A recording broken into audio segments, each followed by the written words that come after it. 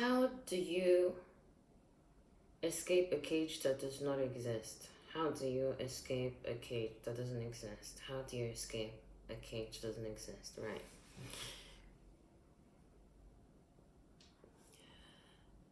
Once I was at the psychologist, and this was a couple of years ago, and I said to him, yeah, I'm tired of being fired, these companies don't, they, ugh. Okay. I'm gonna post that because I need I need this to flow, so I'm gonna cut that out, right? How do you escape a cage doesn't exist? Okay, a couple of years ago, um, okay, how do you escape a cage doesn't exist? Um, so scenario, got fired, almost got fired many other times before. I was seeing a psychologist at the time, and I remember telling him, applying for new jobs now, but I'm gonna, declare that I have ADHD so that they can accommodate me. This time I was still very, very passionate, right? I just finished my, my master's thesis, fucking finally, human rights law, very, justice, justice, And the man was like, well, sorry, girl. Well, you might have this, you might have that, but they don't have to hire you, if they can find other people who they don't have to accommodate, why are they gonna hire you? I remember being really angry, I think at that point I was already getting, I already got really, really, I guess, disillusioned by the reality of what, the system is, um, what it's, what is it got packaged to be and what it really is. And I think, again, the whole world knows now that the law doesn't work. Right. Anyway, how do you escape cages and exist? Right. So the guy said to me, I was super, super, super, super, super angry. I was like, bro, like, why would you say that? Why would you say that? And he said to me, there's this prayer. I don't remember what the name of the prayer was. This was a couple of years ago, by the way. And he said to me that um, these guys were the serenity prayer, he said. They prayed and they said, may God give us, may God give us what? The, I'm just going to rephrase here. The capacity, no, not the capacity. Yes, the capacity, grant us the capacity to know what we can change, what we cannot change, and the difference between the two things. The capacity to know what we can change, what we cannot change, and the difference between the two things. And I went back home that day, super irritated, super angry, smoked a joint, put some sunglasses off, put my blinds on, put my roller skaters on. Went absolute for hours. I recorded this video. So much passion, And I never posted it, and I think that was the beginning of me, you know, amongst other things that proliferated from that moment on. But this fear of really, really, I guess, sharing passionately. Fast forward. Anyway, how do we? Okay, this is really uncomfortable. To be honest, this position that I'm sitting in. How do you escape a cage that doesn't exist? Oh, this is already 4 minutes. I don't know how I'm gonna be able to talk about all of these things. How do you?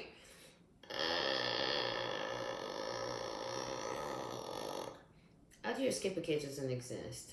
Give us the wisdom to know we can change or we cannot change. And I don't know, being able to distinguish between the two. So now I'm gonna mention a bunch of different sayings. I don't know if I'm gonna be able to explain it, so maybe I'm just gonna post the question of how does one feel that these things relate to each other. I think I'm going to have to break this down into two things. How do all these sayings relate to each other? How does one break out of a cage that doesn't exist? One. Two, the the capacity to know what can be changed, what cannot change, and the wisdom to distinguish between the two. Those two things are seeming very, very, very paradoxically colliding vibes, right? Okay. The third one is Matthew 11:12, which says, "From the time of John the Baptist, the kingdom of God suffered violence, and the violence taketh it by force." Just gonna splash in a little bit of,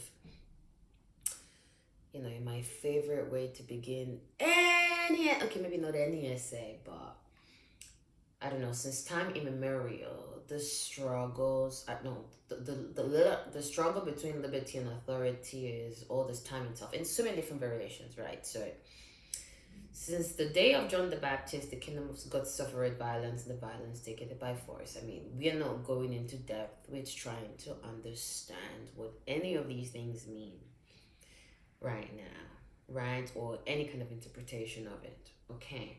So, equating that with since the beginning of time, or as far as we know, people been fighting, or people have been trying to fight other people, taking what they have, trying to impose to, I don't know. I'm defining it. I shouldn't have defined it. Just the concept of authority and liberty, authority versus liberty. Now, how many things I mentioned? Cage, change, knowing what can be changed, what cannot be changed, distinguishing them, distinguishing them, authority versus liberty. The fifth one, what was the fifth one?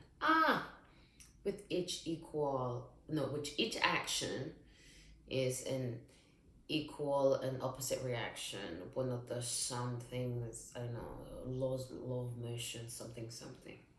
Right? So there's that. I guess 5 things. And then the 6th is a Trojan horse. The 7th one is the principle of double jeopardy, which is, you cannot really try the same offense twice. It's like a legal thing, right? So there's those 5 things. Now my brain is already doing the processing because I'm like, the time is already kind of long now. Should I say something? Should I pull these things together? But I'm in a. All of this started from me thinking about Salman Rushdie. I don't know why. I was trying to sleep, and this man's name came into my mind. This guy who was, I guess he was like stabbed like a couple of years ago. And he was like, there was something like declared against him, I don't know, in 1987 or something like this, because of a book that he wrote, and he was accused of blasphemy, and people were killed because of this.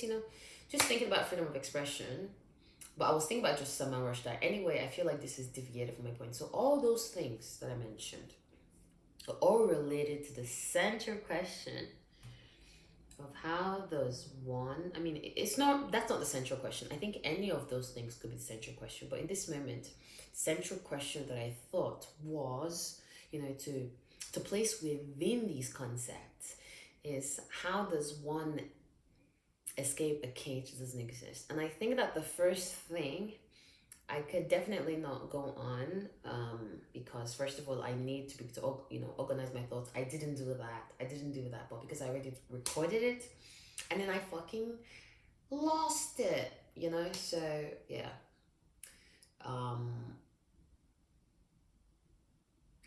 was doing a voice text thingy, and the voice text, whatever, didn't catch it. So anyway, I got really irritated, really frustrated. So here I am. How does one build a cage? Escape a cage that doesn't exist. Right. So I feel like I should just say all of it right now. And like, wow, I look like I need sleep. No, I really look like I need to sleep. Anyway, so what you do is, At least this was the conceptualization. Not really a visualization person. I'm a conceptual imaginer. Right? So let's imagine if a cage exists but it doesn't exist, you have to accommodate, right? So you're going to have to insert it within that sentence of what can be controlled, what cannot be controlled, distinguishing between those two things. But I'm not going to make that link right now. If there is going to be a situation where a cage exists but it doesn't exist, you have to allow, you have to allow potentialities for a situation, imagining, conceptualizing your freedom where this cage exists, and imagining, conceptualizing your freedom where this cage does not exist, right? Because if a cage does not exist, your truck ticket doesn't exist. Obviously, there is a circumstance, a scenario where it actually does not, right? So you have to make that concrete in your, I guess, theorization. And you need to put those two things together, kind of like a Venn diagram across. So you put them in a state of superposition, right? You lock them in a state of superposition where you are able to isolate, okay, where you're able to, because then I'm thinking, you need to, no, lock them in a state of superposition where you can just think, okay, right, so I'm not in a cage, I'm in a cage, whatever. So in the situation, because you're not sure what's up, you're not sure the boundaries of any of these two things, because these two things, you don't know which one is really true, because they both true at the same time. Like Schrodinger's cat, until you measure it, right? So now you're gonna pretend that you measured it, right? And you've seen that you're not in a cage, so you allow yourself to fully embody the non-cageness, and then you allow yourself to fully embody the cageness, right? So in fully embodying the cageness, you still don't know where the fucking cage is, okay? But it's okay. You're imagining, you're now putting those boundaries around you. And it's up to you how you define those boundaries around you. You might start to feel around, right? You feel your situation, your circumstance, where you are. What does a cage mean to you? Right? Does it mean that you're bound? Does it mean you're restricted? What is it that makes you feel restricted, feel caged? What around you? What circumstances are giving you that? So you're going to have to try, right? You're going to try. You're going to have built your experiences over time. So if I cross this way, something zaps me. Ooh, there is some kind of boundary there. If I do that, something punish me. Ooh, there's some kind of boundary there, right? So you start to define the edges of this cage yourself, right? Because the people who have put this, or whatever, the structure that is put this cage around you is, you don't fully know what it looks like. So it's up to you to kind of construct it, to kind of co-opt it. You know what I mean? I don't know if that is even making any sense. I'm feeling what I'm trying to say, but it's like super abstract there in the ether, the ether of my mind that I'm trying to like capture. Anyway, this is why I really need to start writing things down. But if I start writing things down, it's just gonna be pages and pages, and it's just, yeah. Anyway, so you're gonna have to construct your own cage, right? Not construct your own cage. Define the boundaries of your own cage by testing the limits of where you can go and where you cannot go. Meanwhile, there is the situation where you're completely free. You have to define what that means also. Right? If there is no cage at all, what is the conceptualization of non-cagelessness where you can do everything, right? Ideally, me, from my perspective, and maybe maybe many other people, depends on how you want to view that, right? You can say, you're in control of your emotions, da, da, da, da. Personally, I'm trying to take it to the maximum imaginable place of absolute complete freedom, which would be the beginning of the cosmos, before the cosmos, in fact. So, and then, from that, I am allowed to then imagine substratospheres or subsets or subsections of this, complete, like, hey, you know what I mean? Anyway, so that's the first stage. You divide it, and then you start to find intersections, right? But before you can find intersections, you have to do these two things. You have to start doing them very separately, and then you have to do them simultaneously as well. And then you need to start drawing your boundaries. Start to see where things become bendy, where observing the cage becomes kind of something gives you some kind of, like, I don't know, gateway, maybe like a let's say a boundary is made of, like, I don't know, marshmallow or whatever. This cage you're in conceptually, there's something that you can enter through it. You can, it's not so rigid, it's a bit flexible, where you can kind of bypass it, get it into this place of, possibility of imagining freedom. Right? Again, this is conceptual, abstract, I guess, ways of trying to conceptualize, this imagining of, yeah. So that's one element, right? So, I feel like I really should have explained how all these things kind of tie together. But I feel like I cannot tie them all together, and I have to maybe do one thing at a time. So here now, this is what can be changed, what cannot be changed. It depends. Oh, it always fucking depends. It always fucking depends. I'm just gonna stop with this defining this, and I'm just gonna re-mention. So maybe I'm just gonna highlight parts, right? Mentally highlight things, because this is gonna be super long. So the links that I made here right now, I'm just defining that. I guess the premise of the question, I am approaching the premise of the question. I mentioned earlier, I don't know, many different things. I'm going to have to check this again. I'm just going to have to write it down. But the central,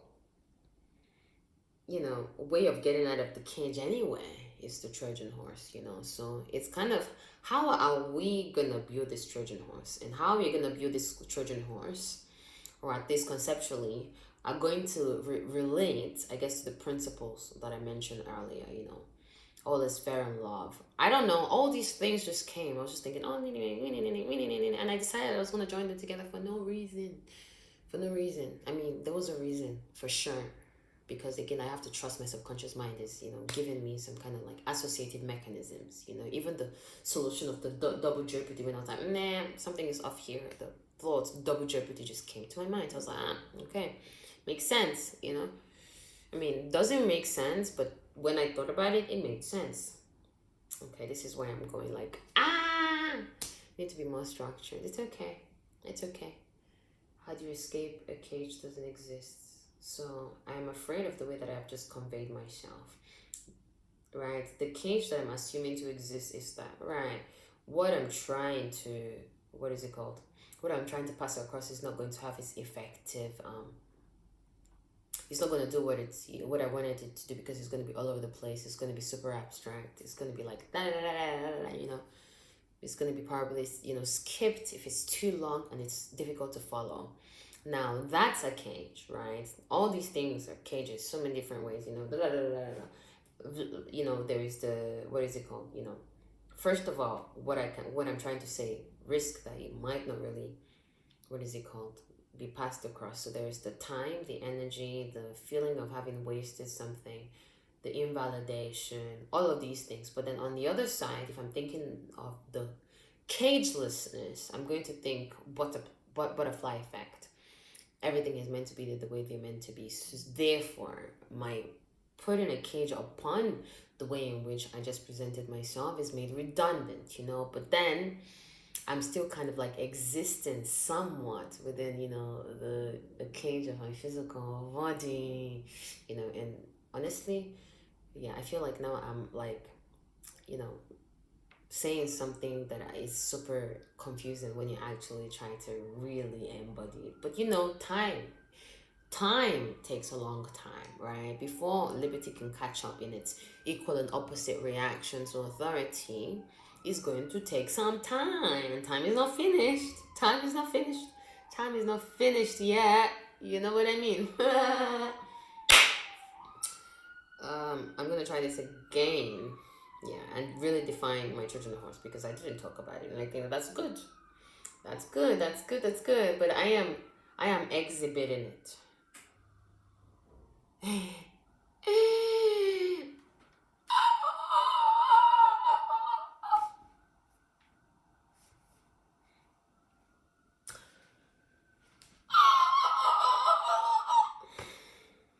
Yeah. Yep. Yep. Yep. Yep. Yep. Yep. Yep. Mm-hmm. Mm. Mm. Mm.